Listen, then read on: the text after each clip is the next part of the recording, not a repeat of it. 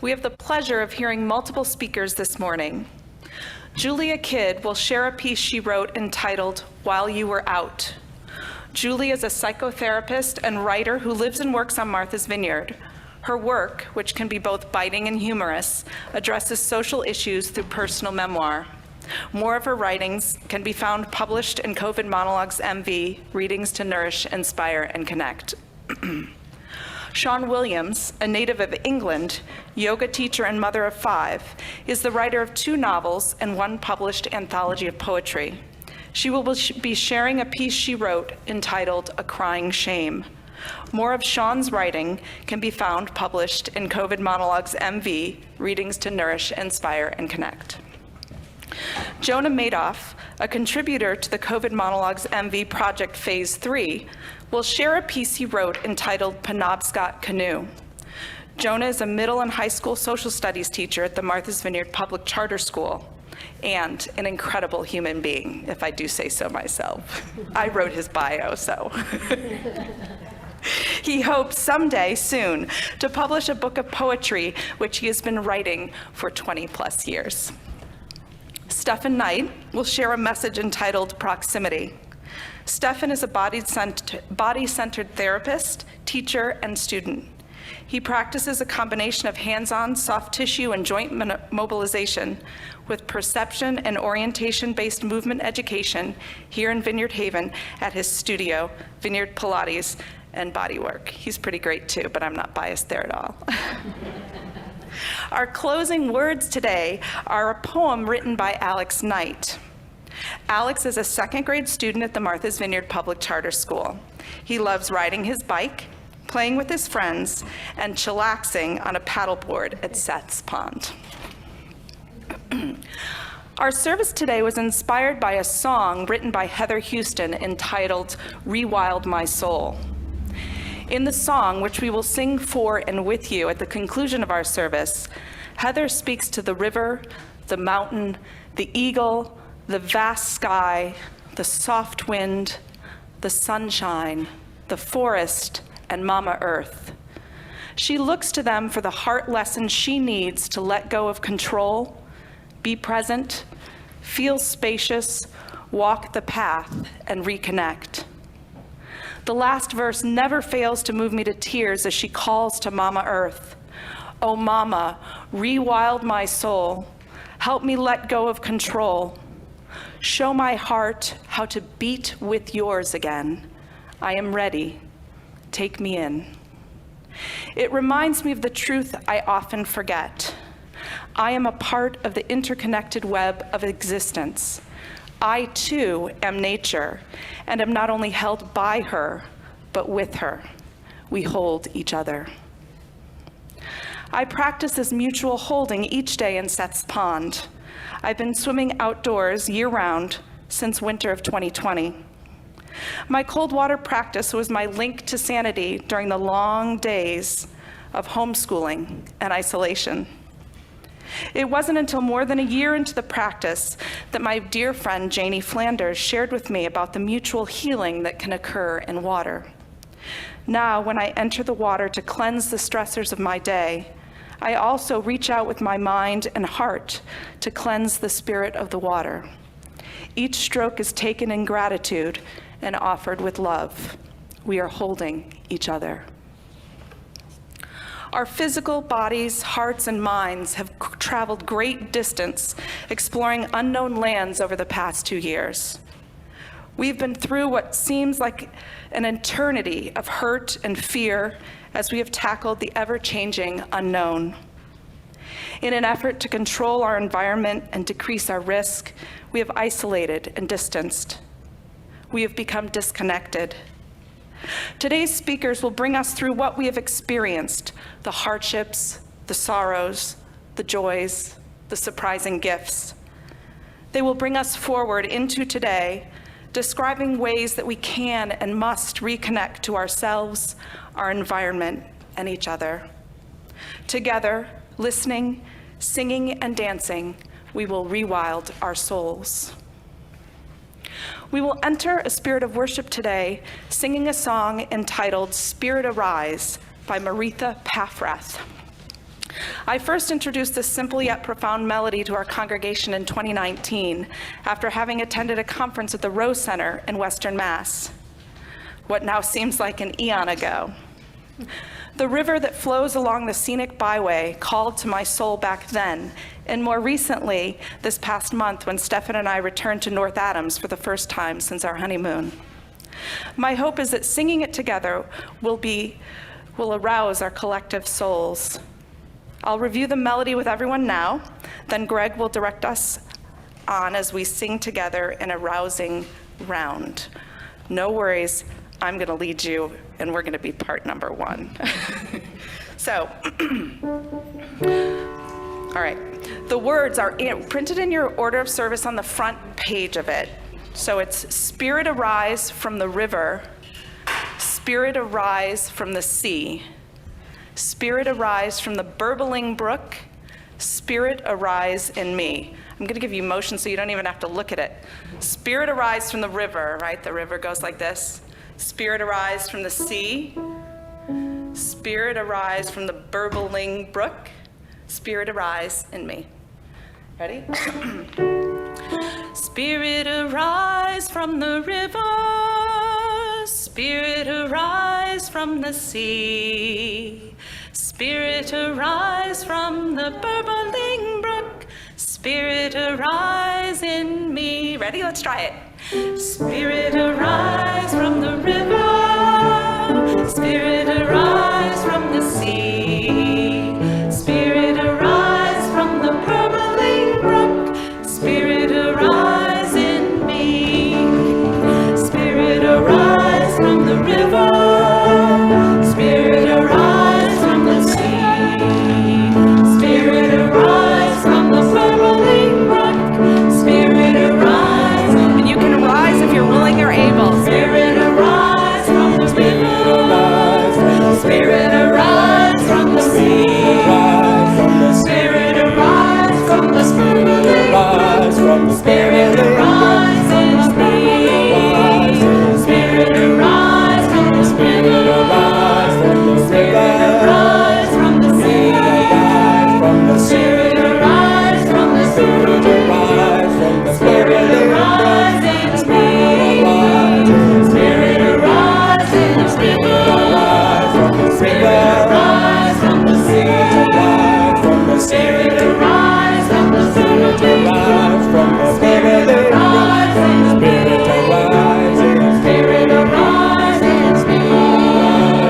Spirit arise from the sea, Spirit arise from the Spirit arise from the Spirit arise in me.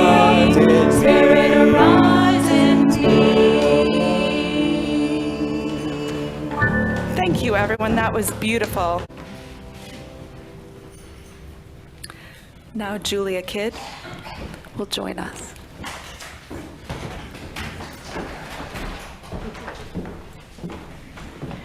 Hello, again, thank you so much for having me, giving me this chance to share a piece that I wrote in reflection of the last few years. It's personal and not personal at all, as we are all connected. It's called While You Were Out. While you were out, a text came through letting you know your father had died. By the time you called your stepmom, she had already given his clothes to the gardener. While you were out, your mother sold her sunny California house to move to her rainy hometown of Bellingham. She sent you your old journals she had stored in the garage. You thought there might be some good material in there, but there was not. While you were out, your son asked you to care for his dog. You walked the dog on the beach and sat on a bench with the dog in your lap. The dog turned to lick your face. You kissed the dog many times and buried your face in her fur. She smelled like the sun. You wondered what will happen to you when your son takes the dog back. While you were out, you elected a new president, and just when you thought things were calming down, war broke out, and everyone learned what the Ukrainian flag looks like. While you were out, you paid $60 for a pedicure, privilege, and $7.99 for a quart of oat and coconut creamer. You paid $6 for asparagus and wondered how others were doing it. While you were out, someone you hadn't seen in 2 years came to visit. She let the tub overflow and the water damaged the ceiling downstairs. You couldn't work it out, even though you are both social workers. While you were out, 38 million Americans swallowed antidepressants. While you were out, a friend dropped off a COVID test required in order to attend Thanksgiving. Some people wore masks between dinner and dessert. One woman forgot and tried to sip her red wine with her mask on. While you were out, you listened to a friend share about online dating. It made you uncomfortable, so you picked up your phone and looked up a shortbread recipe while she was still talking. While you were out, you picked up your phone to check the time. You picked up your phone to check the weather. You picked up your phone to see how many steps you took, and then you watched half a dozen SNL clips on YouTube. While you were out, you picked up your phone 236 times a day, amounting to over 85,000 times since New Year's. While you were out, you opened a Tinder account. You postponed your wedding for the second time. You slept on the sofa. While you were out, your girlfriend went vegan. Your wife took a job at Starbucks for the insurance. Your wife ran for mayor and won. While you were out, your boyfriend invested in GameStop. Your husband got a PPP check and bought a jet ski. Your husband came home from Afghanistan. While you were out, you moved in with your parents. You tried to buy a house, but were outbid by $1 million in cash. You worked from home and pumped breast milk on your break. While you were out, the doctors told you to administer your chemo at home. While you were out, your son painted his nails green. Your daughter had her breasts removed. Your amaryllis bloomed. You watched footage of the Beatles for 8 hours and Andy Warhol for 6. Disneyland reopened, but you still couldn't hug the characters. You bought a sofa and waited 4 months for delivery. When it arrived, it was uncomfortable, so you sent it back. You corrected someone for saying master bedroom. You had a hard time explaining you don't like cancel culture, but agreed the statues should come down. While you were out, you heard God's voice. It sounded like Sidney Poitier. It said, everything is either an act of love or a cry for help. You agreed. Thank you.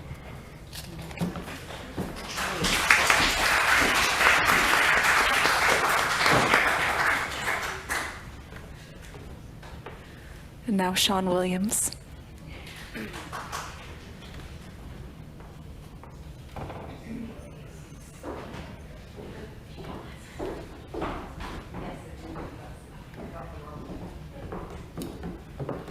Hi, everybody. That's a tough act to follow, but I'm going to do my best.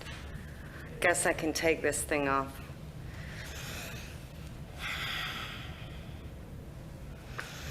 A crying shame. After a lifetime of sobbing, I was finally stopped. I was in a post-apocalyptic lithium-induced stupor. And let's not forget the unholy dumping that helped stun me into a trance. Through this and the death of my father, I remained dry-eyed. Even the cessation of my prior to COVID yoga career, now reduced to a few dribbly yoga classes on Zoom, filmed in my shabby living room, failed to draw much emotion. As I watched my son, a young man, struggle with the diagnosis of a serious mental illness, I still had trouble chipping away at the ice surrounding my heart.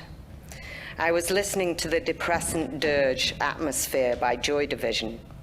Worn like a mask of self-hate, confronts and then dies, don't walk away. I had plenty of reasons to sob through COVID. Most of us did. Yet not one tear was inspired.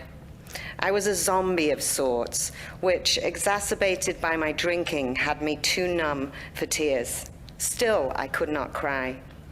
This from a person who had been a daily crier, who cried at commercials, and given just cause, sobbed readily and with abandon.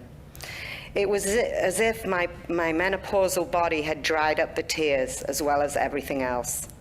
My son asked me what was wrong. I said, "Nothing. It's been a tough year." He watched me hold a glass and saw the trembling of my hand. I felt ancient, frail, ghostly. Somewhere inside, all the grief resided. It sat upon my chest like a trunk full of rocks, preventing full breath and ready movement. Often I simply sat during class as I was teaching, incapable of participation. It was a time of mandatory masking, drive-by birthdays, Zoom meetings, washing hands, suppressing coughs, isolation and social distancing, and absorbing more Netflix than is generally healthy. Finally, my old dog died, as if she had lost her understanding of this fearful new world. I cried full, soaking tears. The dam had broken, the floodgates unleashed. My poor dog was damp with tears as she was lowered into her grave. Once the blockage was resolved, I began to feel again. Classes had started, and I had in-the-flesh students, still masked and some nervous to be in close proximity to others. I phased out of my yoga classes on Zoom. It is without regret that I say I never cried over my breakup. I cried a lifetime's worth of tears whilst enduring that toxic union, so there was simply none left to waste. Slowly, not without pain, I moved on. I broke up with my on and off love affair with spirits and reconnected with spirit. My brain was clear, my heart mending. The tears didn't stop. I was still on my meds. I still had a complicated family life. I was still a single mum, yet the clouds of Covidia were beginning to disperse. Just a few short weeks ago, I had my busiest class since COVID, and everyone's faces were blooming like spring flowers without their unearthly coverings. We held our hands in our circle, in tree pose, and leant into Warrior 3, and my eyes filled with warm tears, and all was right in my world again. Thank you. Now Jonah Madoff with Penobscot Canoe.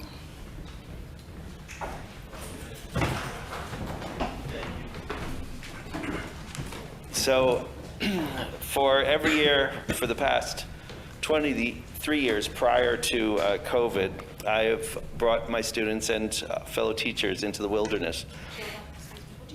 Oh, yeah, sorry. There, now it won't be so muffled.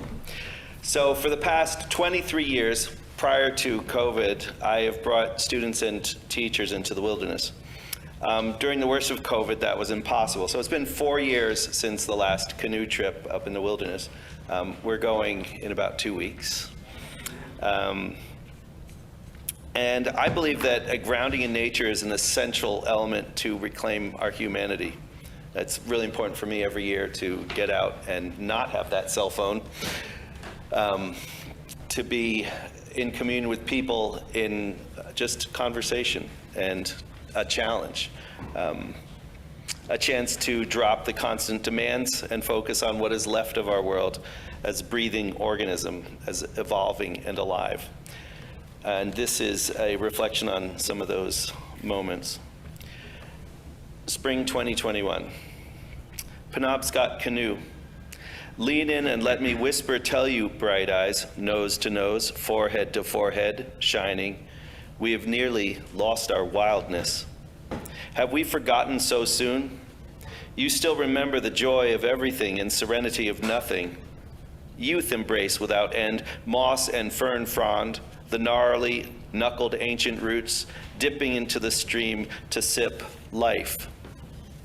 Hours north of Greenville, on dust and gravel, where the paper mill's distant mandibles of steel gnash and stink, awaiting the burdened trucks, which on this lonesome road pass hard, pulling thick gray clouds, air brakes hammer downhill, dragging double roaring payloads of spruce and pine. hauling timber from the deep cuts, from the end of the slash and skid forest to where we begin. There, where man's rapacious hunger halts and recedes back to reveal what little has been spared and all that persists. The river, flanked by the tallest loping moose, following the strange rare sight of paddlers flying through the reflected sky, flowing north and east in the stream as if racing the beast. Dip and pull and dip and pull 1,000 times 1,000 thousands today, one day into the next, and laughter and stories told by firelight of mysteries, loves, and dreams. The morning rises first, with the loon's haunting calls fading and the rising of the same wine-red sun whose day turns the night's black water into shining silver and brown at intervals broken by rocks lost from the glassy age of movement a moment ago.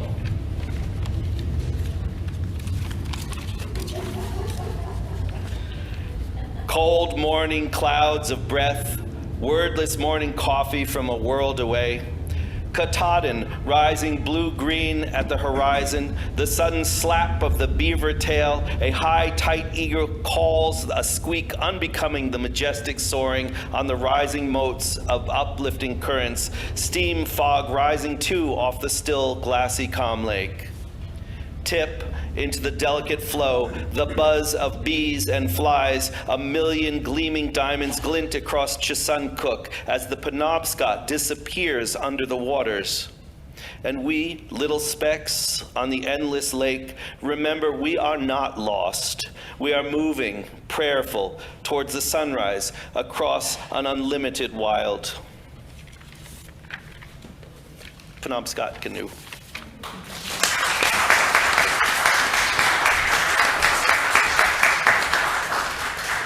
And Stephen Knight with Proximity.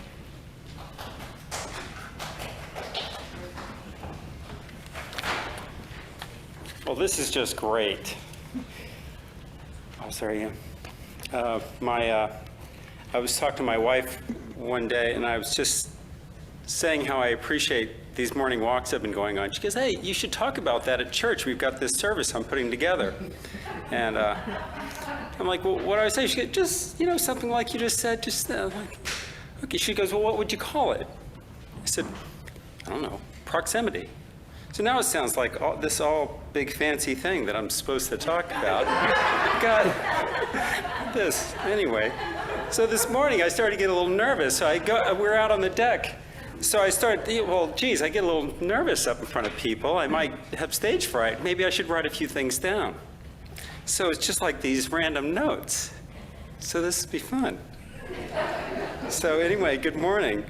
I wanted to share about these morning walks I've been having. Decided to get up a little earlier before work and before the family, just have a little time, just because I spend a lot of time with people. And the way I kind of recharge my battery is by myself, is where I kind of charge up the most.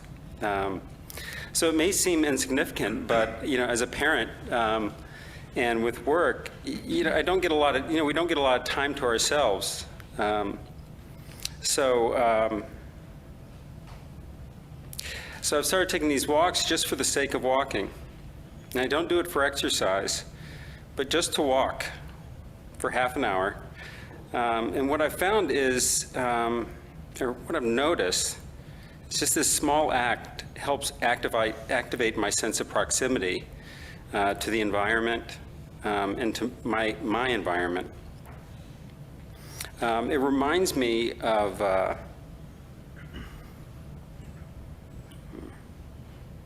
see what I mean? It reminds me of my roots, so to speak, like as nature. I remember one time when Alex was probably about 4, we were going for a walk, and I remember the spot. He said, "Dad, why do we have nature?" I said, and it was just one of those moments, just the way he asked it really helped me have the right answer for once. I said, we don't have nature. He was really into cheetahs at the time. And I said, we don't have nature, we are nature. Like, you're the tree, you're the cheetah, you're the ants. We don't have it. We don't own it. We're part of it. And that moment has obviously stuck with me. Thank you, Alex. Sometimes when I'm out there, I imagine if I lived out there, like not in our house, but just lived out there, like what resources would I incorporate to try to survive? Like there's this downed pine tree I see, and it's really pulled the roots up. And I've imagined like, well, maybe I could make a lean-to there, you know, and how would I make that sort of like, how would that keep me out of the rain and such? You know, and then I've imagined like trying to catch a squirrel. I mean, can you imagine? Or like trying to like get a deer or something. You know, like the ants start to look pretty good. Like, I think I'm gonna eat some ants, you know? I mean, so I don't know, it just changes your relationship to your surroundings. And then last weekend, I think it was, you may have noticed, but Ethan always walks around with bare feet, like year round. I mean, getting shoes on him is work. And so I said, hey, buddy, he was up early. I said, hey, let's go come walk with me. And so I knew he was going barefoot, so I said, I'm going to go barefoot with him. And normally by the end of the summer, I'm good, but it's winter. I've been wearing shoes, and he hasn't. So, I'm kind of like, okay, this hurts. But I hung in there, and for him it didn't. So I asked him, I said, what is it about not wearing shoes for you? He goes, you can tell how long things have been there. Like the stick, like if the stick snaps, it hasn't been there long. But if it just kind of like, breaks easily, and then I started to feel like, oh yeah, like there's a lot of peat underneath this step. And, of course I was seeking out the mosses and stuff to walk on and stuff. But yeah, it was just interesting to feel the different densities and whatever. And that he had considered this, which is of course what I want as a parent. Mostly, I like to feel my sense of weight into the earth, and to feel the earth come up and meet me. I imagine my foot spreading and landing, like that. It's not like we don't have hooves, if you haven't noticed. We have these incredibly articulate feet that when they land, they spread. And when you bring your attention to that spreading, it's very meaningful to the rest of the body. And then I notice as my foot spreads and I release the weight of my shin and my thigh and my pelvis into that foot, I notice that my internal sense of volume gets more full, and then my breath opens.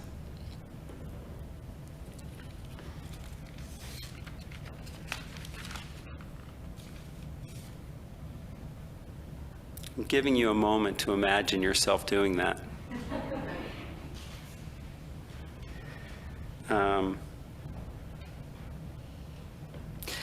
Then I like to start to just include the sense of space, like that the space itself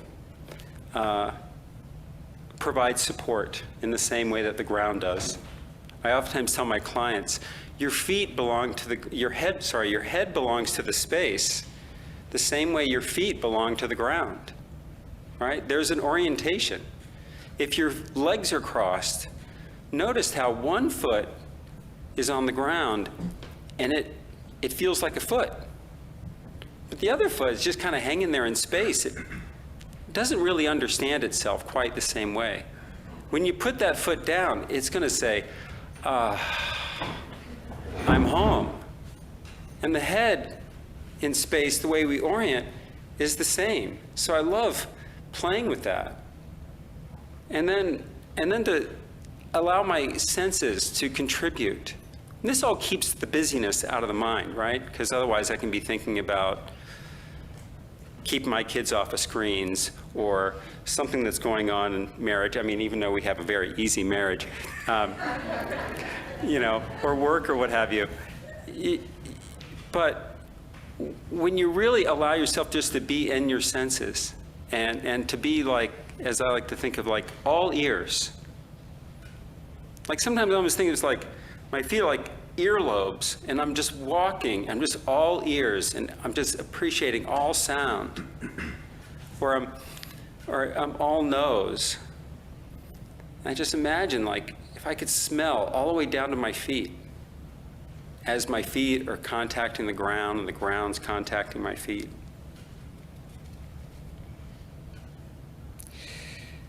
My very favorite thing to do, which was really challenging at first, is, you know, clearly I'm in appreciation of nature, but when you switch it and you allow nature to be an appreciation of you, the first time I did this, I cried because I felt so unworthy.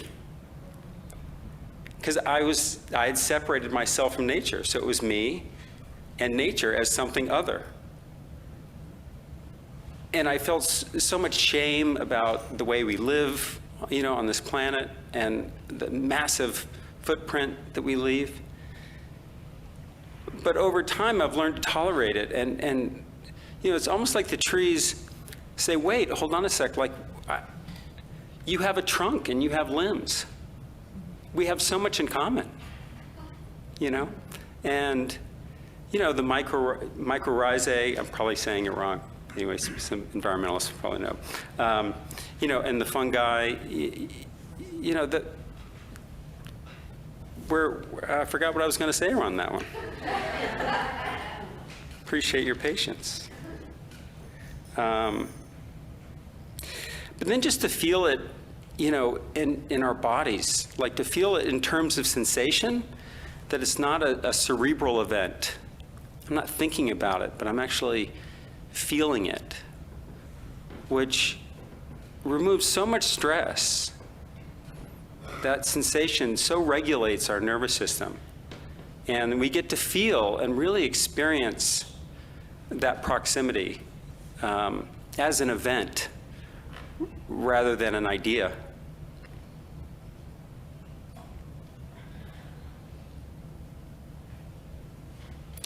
Sometimes, I know it's going a little long, but sometimes if my head's too busy, it's just racing and I just can't find it.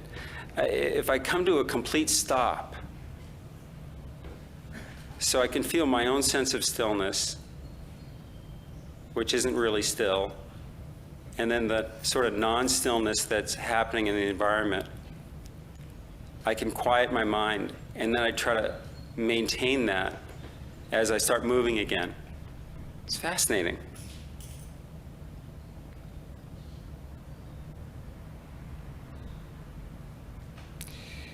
I recently learned that the Earth has a tide, not just the water, but the crust of the Earth. It rises and falls 14 inches. Manhattan rises 14 inches and drops 14 inches as the moon passes over. It's amazing. It's breathing. So like when I stop and I imagine that breathing, I try to see if I can feel through my feet how, like, is it on an up tide or is it the tide dropping underneath me? So anyway, it's really an invitation. Give it a try. You could walk a mile, you could walk 10 feet. Sometimes 10 feet can be more profound than a mile. Because it really gives you time to pay attention. But just be playful and stay curious. That's it. Thank you.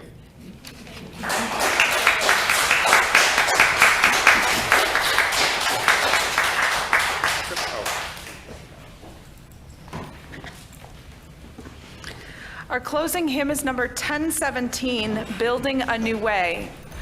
Brad Austin is going to lead us in with a solo, so especially since if you aren't familiar with the song, you can learn it as you listen to his beautiful rendition.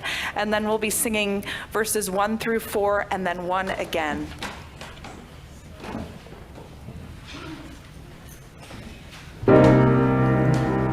We are building a new way.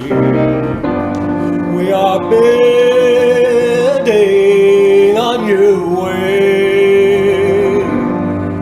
We are building a new way. Feeling stronger every day. We are building a new way.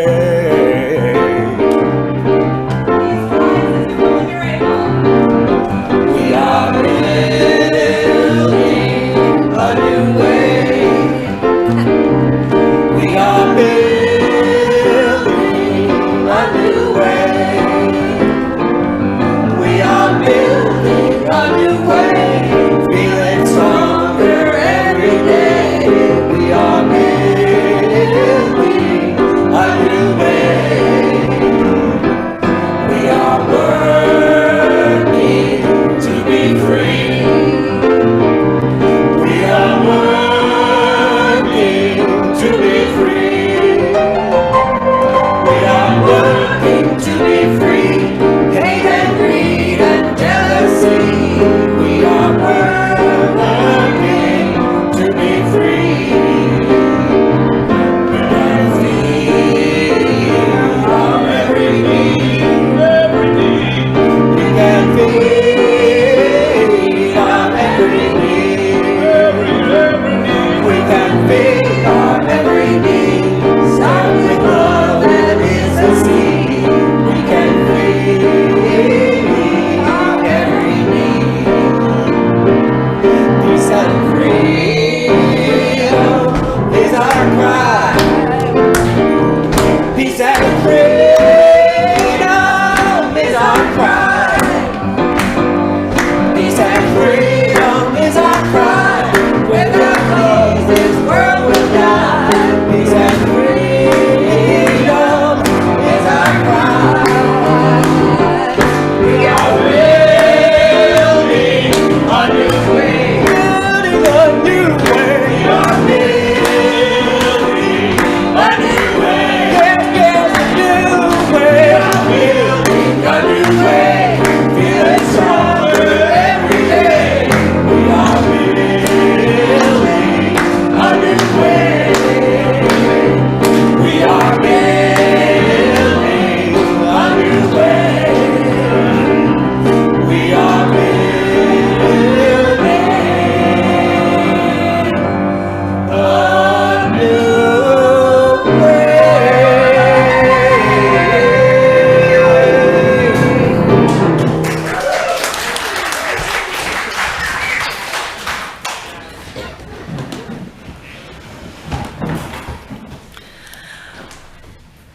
Our closing words are a poem written by Alex Knight.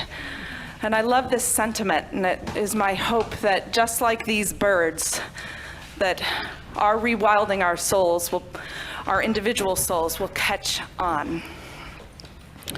Birds. One bird sings its song. One more catches on. Soon, there are 10 birds singing.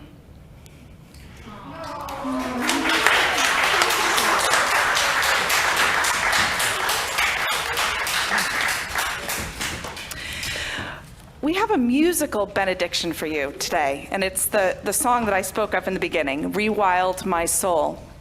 And we'll start and we'll build it, but toward the end, I'm sure you'll catch on to the melody or to one of the harmonies, and we invite you to join in once we get rolling.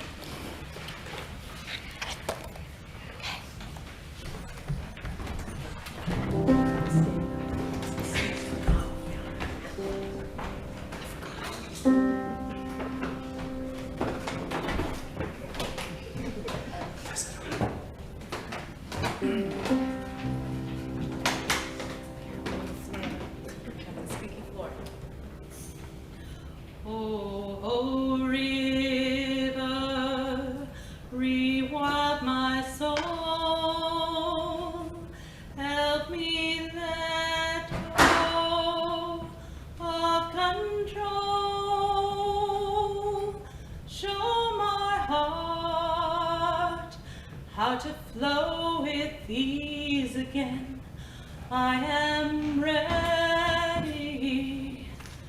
Take me in. Oh, mountain, rewild my soul. Help me let go of control. Show my heart how to lift mine eyes again. I am ready. Take me in. Oh, eagle, rewild my soul. Help me let go of control. Show my heart how to fly so free again. I am ready. Take me in. Oh, vast sky, rewild my soul. Help me let go of control. Show my heart how to be spacious once again. I am ready. Take me in. Oh, soft wind, rewild my soul. Help me let go of control. Show my heart how to be clear and cleansed again. I am ready. Take me in. Oh, fortress, rewild my soul. Help me let go of control. Show my heart how to shine with warmth again. I am ready. Take me in. Oh, sunshine, rewild my soul. Help me let go of control. Show my heart how to shine with warmth again. I am ready. Take me in. Oh, mama, rewild my soul. Help me let go of control. Show my heart how to be with yours again. I am ready. Take me in. I am ready. Take me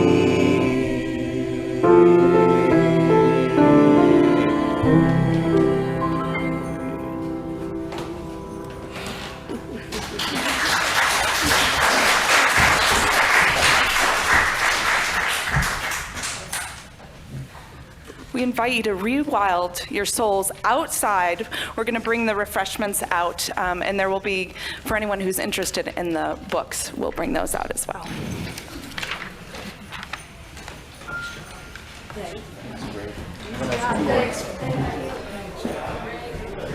Pulled it off.